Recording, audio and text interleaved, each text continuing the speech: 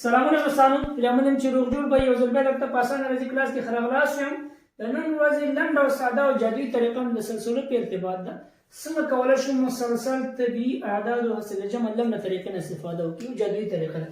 یو جمع دوه جمع درې جمع نقطه نقطه تر لسو پورې مسلسل طبیعي اعداد. که د فرمول ته ځو نو ډېره اوږدېږي. لنډه جادوي طریقه دا ده چې کوم اخرنی عدد دی هغه به راوالي په دوو به تقسیم کړي، حاصل به دوه دفعه ولیکي. لس اخرنی عدد دی، لس راخلم په دوو تقسیموم. څو راوځي؟ پنځه. پنځه به دوه دفعه ولیکي. پنځه پنځوس. دلته سل اخرنی عدد دی، سل به راوالي په دوو به تقسیم کړي. څو راوځي؟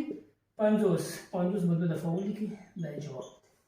دلته زر اخرنی عدد دی، زر به راوالي په دوو به تقسیم کړي. څو راوځي؟ پنځه سوه. پنځه سوه به دوه دفعه ولیکي.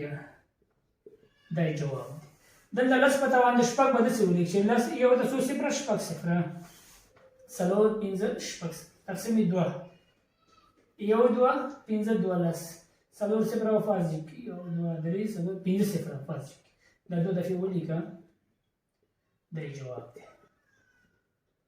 هیله مند یم چې دغه لنډه طریقه مو خوښه شوې. یو ځل بیا وایي مسلسل طبیعي اعدادو د حاصل جمع لنډه طریقه دا ده چې اخرنی عدد به په دوو تقسیم کړي، حاصل به دوه دفعه ولیکي، هغه یې جواب راځي. صحیح ده؟